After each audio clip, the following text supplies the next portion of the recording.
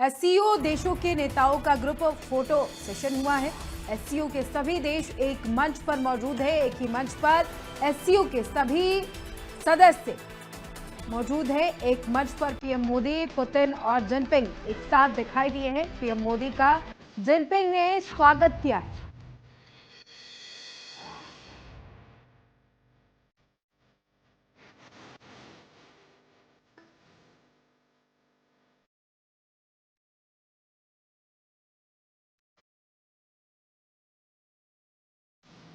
एक मंच पर पीएम मोदी, पुतिन और जिनपिंग एक साथ नजर आए। पीएम मोदी का जिनपिंग ने स्वागत किया है।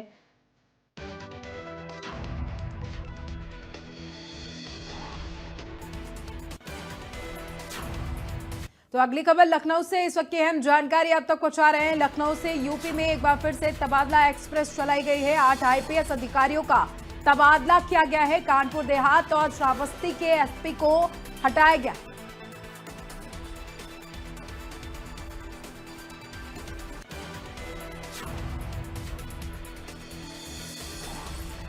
तो राजधानी लखनऊ से बड़ी खबर आपको बता रहे हैं।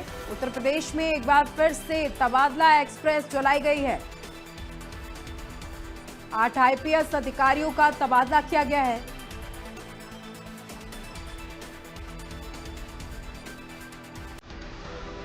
कानपुर देहात और श्रावस्ती के एसपी को हटाया गया है, तबादला किया गया है।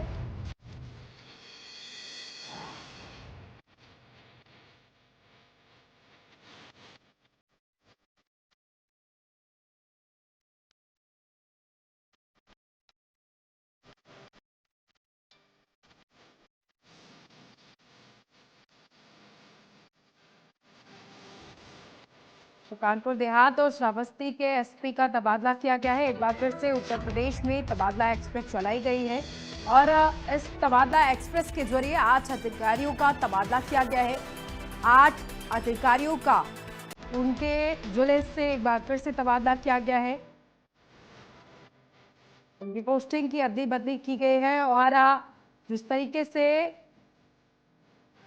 उत्तर प्रदेश में देखने को मिलता है कि जब अधिकारी लापरवाही करते हैं या किसी और कारण से उनका तबादला किया जाता है,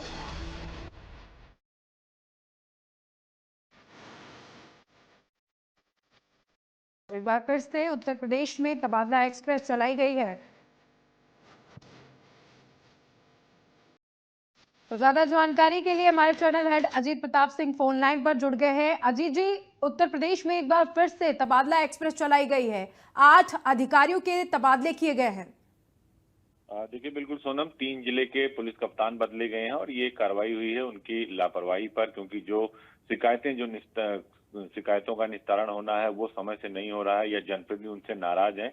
तो 3 जिले के पुलिस कप्तान बदले गए। उसमें पुलिस अधीक्षक कानपुर देहात हटाए गए हैं, पुलिस अधीक्षक श्रावस्ती हटाए गए हैं और पुलिस अधीक्षक जो है शामली, उनका तबादला किया गया है। वो चाहे आराम से गौतम जो पुलिस अधीक्षक शामली थे उनको हटाकर पीटीसी भेजा गया। अरविंद मिश्रा जो पुलिस अधीक्षक कानपुर देहात थे उन्हें ईओडब्ल्यू भेजा गया है। इसके अलावा जो घनश्याम है उनको पुलिस अधीक्षक श्रावस्ती से सतर्कता अधिष्ठान लखनऊ भेजा गया है। नरेंद्र जो श्रद्धा नरेंद्र पांडे हैं उनको पुलिस अधीक्षक कानपुर देहात भेजा गया, वो पीएससी में तैनात थे। इसके साथ ही राहुल भाटी को पुलिस अधीक्षक एसएसएफ से जो है पुलिस अधीक्षक श्रावस्ती का चार्ज दिया गया है और लखन सिंह यादव को पुलिस उपायुक्त जो थे वो लखनऊ कमिश्नरेट में, उनको यहाँ से सेना नायक जो है 38वीं वाहिनी पीएससी में भेजा गया है। इसके साथ ही अगर बात करें नरेंद्र प्रताप सिंह की, तो वो पुलिस अधीक्षक बागपत थे, पर पुलिस अधीक्षक प्रमोशन हुआ था, उन्हें पुलिस अधीक्षक शामली बनाकर भेजा गया है।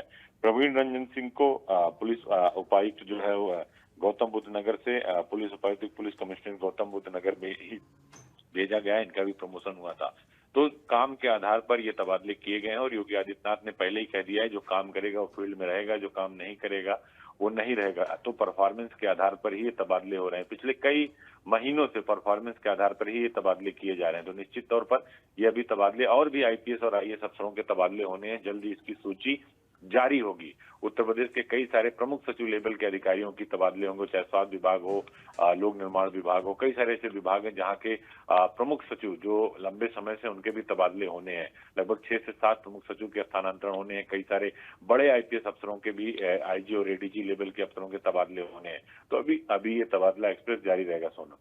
अजीत जी, जिस तरीके से ये कवायद उत्तर प्रदेश सरकार की तरफ से चलाई जा रही है, अगर कोई भी अधिकारी लापरवाही करता है या फिर ज्यादा समय से वो अपनी पोस्टिंग पर वहां पर है तो देखा जाता है कि उसका तबादला कर दिया जाता है, या फिर उनको हिदायत दी जाती है कि अगर आपने जरा भी लापरवाही की तो अगले टाइम आपको मौका नहीं दिया जाएगा कि आप किसी भी तरीके की कोई सफाई दे सके। देखिए, योगी आदित्यनाथ की सरकार जब से उत्तर प्रदेश में है, वो जिस भी अधिकारी की पोस्टिंग करते हैं उसको 2-3 साल का समय देते हैं। लेकिन अगर अधिकारी अपने काम के आधार पर यह साबित नहीं कर पाया कि वो जिले में जनता की समस्याओं का निस्तारण करने के लिए गया, सरकार की योजनाओं को लागू करने के लिए गया केंद्र और प्रदेश की, जब उसको उसके बाद अगर शिकायत पे तबादला होता है तो फिर उसकी पोस्टिंग नहीं की जाती, उसे संटिंग में भेजा जाता है। और ये सीधे तौर पर क्राइम और करप्शन पर जीरो टॉलरेंस की नीति योगी आदित्यनाथ की। तो वो हमेशा जब भी बैठक होती हो, चाहे आईपीएस अफसरों की, चाहे आईएएस अफसरों की, वो सीधे तौर पर कहते हैं जो काम करेंगे वही फील्ड में रहेंगे, जो काम नहीं करेंगे उन्हें बाहर का रास्ता दिखाया जाएगा। जबरन रिटायरमेंट इसीलिए दिया जा रहा है, जो फोर्समेंट रिटायरमेंट है वो इसीलिए दिया जा रहा है कि आपकी उम्र 50 साल के ऊपर हो गई और आपके काम करने का तरीका नहीं है। प्रमोशन और तबादले भी इसी आधार पर हो रहे हैं कि अगर अच्छा काम होगा तो अच्छा जिला आपको मिलेगा, खराब काम होगा तो आपकी साइड पोस्टिंग की जाएगी, फिर आप ईओडब्ल्यू में फाइलें निपटाते रहिए, लिपिक के तौर पर आप काम करते रहिए। तो इस बार का भी तबादला ये बताता है कि जिन आईपीएस अफसरों का शिकायत हुई है उनके तबादले किए गए, उनको अटैच किया गया है, और जो पहले से अटैच और उनकी कार्यशैली में बदलाव आया उन्हें जिले में तैनाती दी गई है। तो आगे भी ये जारी रहेगा, क्योंकि परफॉर्मेंस सबसे बड़ी बात है। क्योंकि जब सरकार के मंत्रियों का रिपोर्ट कार्ड जारी होता, मुख्यमंत्री का रिपोर्ट कार्ड जारी होता, तो आईएएस और आईपीएस अफसरों का क्यों नहीं होगा? आप जिलों में बैठकर एसी कमरे में बैठकर मलाई खाने के लिए तो गए नहीं, आप जनता की समस्याओं का निस्तारण करने के लिए गए। पिछली बार 17 जिले के डीएम इसलिए हटा दिए गए थे सोनम कि 17 जिले के जिलाधिकारियों की आईजीआरएस पर की जो पोर्टल है, मुख्यमंत्री पोर्टल है, उससे शिकायतों का निस्तारण सही तरीके से नहीं किया था। तो आगे भी आपकी परफॉर्मेंस देखी जाएगी। अच्छा काम करेंगे तो अच्छे जिले में रहेंगे, खराब काम करेंगे तो आप साइड पोस्टिंग में रहेंगे और आपके खिलाफ जांच भी होगी और विभागीय कार्रवाई भी होगी। कुल मिलाकर अजीत जी, मुख्यमंत्री का उद्देश्य ये है कि प्रदेश को उत्तम बनाना है और उसमें कोई लापरवाही नहीं चाहिए। बिल्कुल ठीक बात आपने कही कि उत्तर प्रदेश तभी बनेगा। $5 ट्रिलियन की इकोनॉमी को $1 ट्रिलियन की इकोनॉमी का लक्ष्य उत्तर प्रदेश के मुख्यमंत्री ने कहा है प्रधानमंत्री से कि देश के $5 ट्रिलियन की इकोनॉमी में $1 ट्रिलियन की इकोनॉमी उत्तर प्रदेश पूरा करेगा। तो इसके लिए आपको निवेश लाना होगा, इसके लिए अपराध और में जीरो टॉलरेंस की नीति अपनानी पड़ेगी, करप्शन पर जीरो टॉलरेंस की नीति अपनानी पड़ेगी। लगातार आईएएस और आईपीएस अफसरों पर इसीलिए कार्रवाई हो रही है। सिंगल विंडो सिस्टम बनाया गया है। अगर व्यापारी अलग अलग जगह घूमेगा, उसको सही समय पे सुरक्षा नहीं दी जाएगी, सही समय पे जमीनें नहीं दी जाएगी, सही समय पे उसकी फैक्ट्री नहीं लगेगी, निवेश नहीं आएगा, और जीडीपी को अगर आगे बढ़ाना है तो उत्तर प्रदेश में इस पर काम करना होगा। इसीलिए उत्तर प्रदेश सरकार ने सबसे ज्यादा क्राइम पर काम किया और अपराधियों के खिलाफ कार्रवाई की है। तो ये जो तबादले होते हैं इसमें वो भी कानून की समीक्षा बैठक भी होती है। अगर आपने अपराधियों के खिलाफ ठीक कार्रवाई नहीं की है तो आपको फिर जिले में नहीं रहने दिया जाएगा। अगर आपने कार्रवाई की है तो आपको बड़ा जिला अलर्ट किया जाएगा। और यही पैटर्न लगभग योगी सरकार ने किया हुआ है कि अगर अच्छा काम कर रहे हैं तो आप 2-3 साल जिले में रहिए, लेकिन अगर आप खराब काम करेंगे, शिकायत करेंगे होगी आपकी और आप जनता की समस्याओं का निस्तारण नहीं करेंगे, सरकार की मंशा के अनुरूप काम नहीं करेंगे, तो आपका तबादला किया जाएगा और आपको संटिंग भी दी जाएगी। सोनम, ठीक है अजीत जी, तमाम जानकारी के लिए आपका बहुत शुक्रिया।